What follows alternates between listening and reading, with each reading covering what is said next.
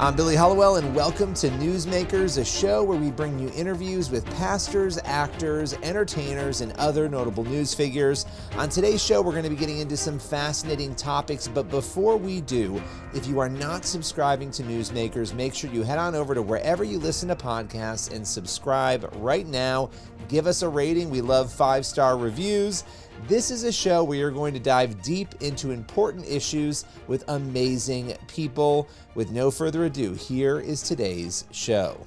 On today's Newsmakers, Jennie Allen has had a front row seat to revival across the country, not only on college campuses, but also in prisons. She joins us today to talk about what it was that motivated this powerful mission and what she is hoping to accomplish. With no further ado, here is Jennie Allen. Watching your journey the last, last couple months, the last year has been fascinating. And we're going to get into a number of things, but we recently spoke, and it's the first time we get to actually be together in person. You're watching droves of young people come to Jesus, and you're just showing up, you're speaking, you're sharing the gospel. How has this changed you on the whole? Wow, this whole year, everything that's happened, I just think God is in the business of moving in a really unique way right now on earth. And for some reason, I've been given a great seat. Like, I'm sitting up front. I mean, I was at Asbury. Before Asbury was everywhere. Like, I'd hopped on a plane and gone to see it before all the people arrived. And then, this whole movement with college students. And then prisons. I've been in this crazy revival moments with prisons too. So I kind of just feel in awe, honestly. I feel like I'm standing in the midst of the wonder and awe of God. And it really is beautiful and amazing. And I think old me would have looked at my year and thought to myself, like, oh, awesome. Like, this is great. Like, this will be so exciting.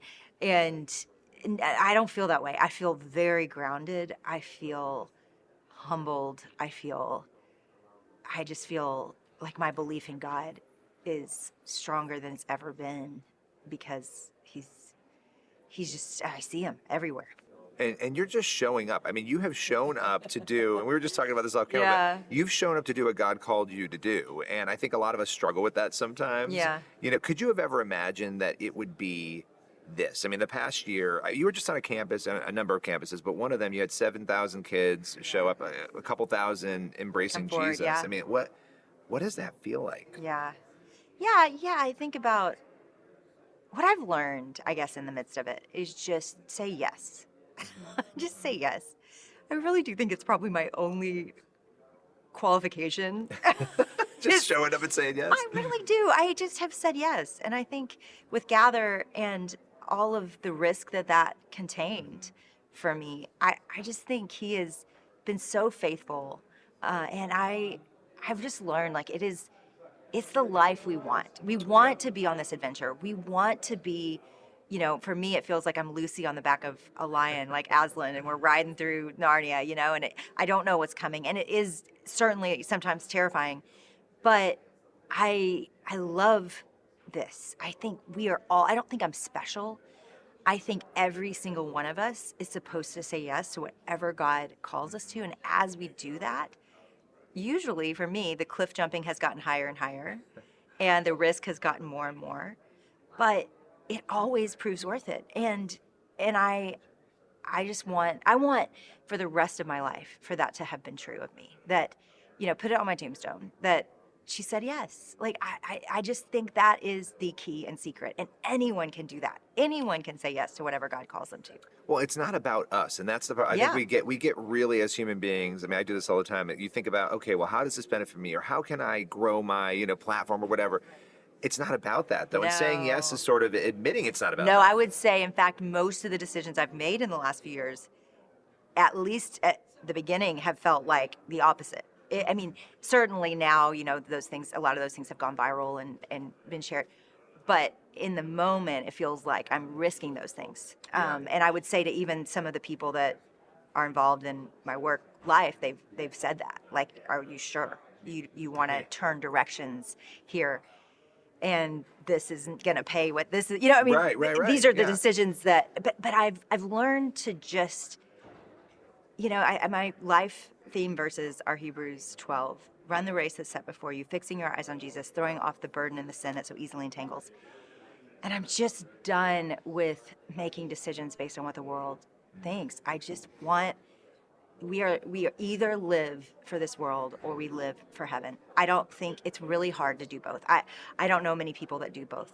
And so my mode has really shifted where I'm like, I'm going to do what you say. And honestly, at some point, and many points in the past, doing what he says has cost things, so I don't want it to seem like, oh, if you obey God, then all these things are going to succeed. It's not easy. I mean, it's not easy. Yeah. And I think even in that, it's like, I think perhaps he's more after me being sanctified in it all and trusting him more and depending on him more than it is about all of these big things. I really think, he would do that. Yeah. He would take me out to the edge, and just to teach me I can trust him. Well, and the example you're setting in the process of this, I think, is for other people to say yes, for other people to see, okay, if I show up, what can God do, right? Yeah. If I show up for him, and that's what you're seeing again and again and again. Yeah, let's talk about Gather and the history of it. What was the impetus going back to you saying, I want to launch this? Well, let me just say, first of all, that I know this will sound crazy to some people because, I have never been one. I'm not saying I've not believed in dreams and visions from God, Sure. but I've never been one that's had dreams and visions from God. And a few years ago, a friend prayed the night that I had this dream that I would hear from God on some pretty big things, pivotal things with my ministry. And dreamed that Jesus was coming back in 10 years. And again, I have no idea when he is coming back. Would never claim that. But I can't help that I vividly dreamed he was coming back. And what that did for me was just put an urgency in me. And the thought of what would we do if he were coming back and we knew it in now 8 years, this was in 2022, 2023. If he were coming back in 8 years, then what would we do? And how would we live? And I just thought in the moments that I woke up, we should gather the entire global church. And just, it's been so sweet because people just said yes. And I don't think anybody knew what they were saying yes to either, and I think that's so fun. It's like this giant group trusting project. We're going to do it, but we don't know. We're going to do it, but we have no idea. And we're talking about, continents that are, continental leaders, Christian leaders that are hosting and all of these things that were very costly for them. And it's so cool because they're grateful. They're like, thank you for letting us be part of this. I think people are hungering to work together. I think people are hungering to see a move of God on earth. I think we're all kind of over the posturing and politicizing of religion. I think we all are craving a real, true movement of God. And I think that's why people are saying yes. And then I think the Lord is good at when he wants something to happen. Yeah. He makes it happen. And that's what I feel. I feel along for this ride. I don't feel especially like the leader of it. I feel like the steward of it, and I'm just watching him do what only he could do. Yeah, it's interesting when you look at culture and sort of the ebbs and the flows, and I think the last 10, 20 years, the feeling like Christianity is losing, and this is culturally, not Christianity is never going to lose, right? But that feeling, and then suddenly people realizing maybe, oh, we haven't been told the truth, or, I haven't heard the truth, and now I'm hearing it, and like that's so appealing to me. It makes me so sad and angry because and I so appreciate you like continuing to tell the stories that I'm seeing because it makes me so sad and angry that people don't know like how much good is happening and how many people are trusting the Lord and how much good is happening in the greater world, right? You look at the underground church, you look at the people most persecuted for their faith, which is the stories we told at Gather over and over again. They are smiling. In fact, I told my editors, I was like, I think people are going to forget. We're going to have to remind them halfway through the story that this guy could get killed any minute for what he's doing because he's just smiling like he's at summer camp. Yeah. And yet every door he knocks on, every time he shares the gospel, his life is on the line. And I think we aren't hearing those stories, and so we're losing our way. We're losing our focus. We're losing our edge, Yeah. And I think they they inspire that in us. Absolutely. And it's sort of like a snowball, and then you want to know more, and you want to know more, Right. and so that's why it's important to tell And the then your story. faith grows, right? Because look at the Bible. What do they do all the time? Remember. They were telling stories. Like the whole time, the Israelites were reminding their people of the stories. You know, we need more of the stories of Yeah. what God is doing on earth. And I'm so grateful for you because you have always told them. And Well, I CBN has always appreciate told that. them. And Yeah. I really appreciate that. And that's what we have to do. That's what we're called to. You know, okay, so Gather 25, when you look at this, what do you want the end result, the legacy of this year's event to be? Easy. A passion, a renewed passion for souls. An awakening to all that God is. Because it will happen. That when you look at, and you can go back and watch it all. We've got it for free on our site. Go to everybodyeverywhere.com or gather25.com. And when you go and you start watching, what you're going to see will build your faith.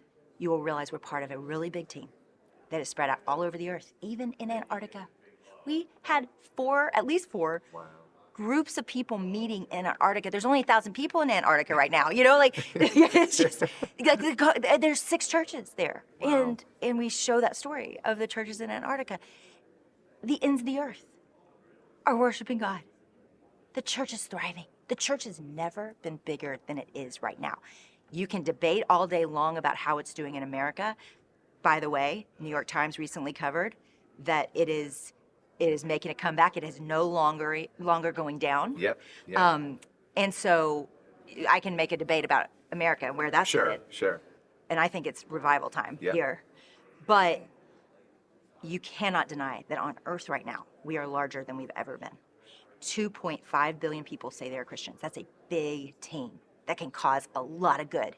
That working together could reach the 5.5 billion that don't know Jesus yet, right? That's the goal. So the goal is a renewed passion for souls, that we would walk away from any touching of this content, any moment that you get to see, and all of a sudden your heart is ablaze. That your heart is ablaze for God again, and that your heart is ablaze for souls, that you would care that people you pass every day are perishing. And we have the hope of the world. We have it. That dream you had, just as we close, Yeah. it sparks that urgency. If you really believe Jesus is coming back, what are you going to does. do about the people in your life, the people around you, even the strangers who don't know who he is? It was not a good dream. Everybody would think, you dreamed Jesus come back. Oh my gosh, that's the best news. It was bad news, because we had so much work to do. And so many people are perishing. And that is my hope and prayer, is that we all would wake up to that would not be unique to me or to those that are called to ministry. We are all called to take the gospel to every person we can. And if we all did that, easy, we'd reach them all. We'd reach them all. Well, Yeah. Jenny, thank you so much for your time. Really appreciate it Yes. today. So grateful for you. That's all for today's Newsmakers. Thank you so much for tuning in. And be sure to head on over and check out the new documentary investigating the supernatural miracles. You can find that at cbn.com/supernatural. We dive into some incredible miracles, investigating whether they still happen today and what is unfolding in various scenarios across America. Again, it is cbn.com/supernatural. And tune in for the next episode of Newsmakers. We'll see you later.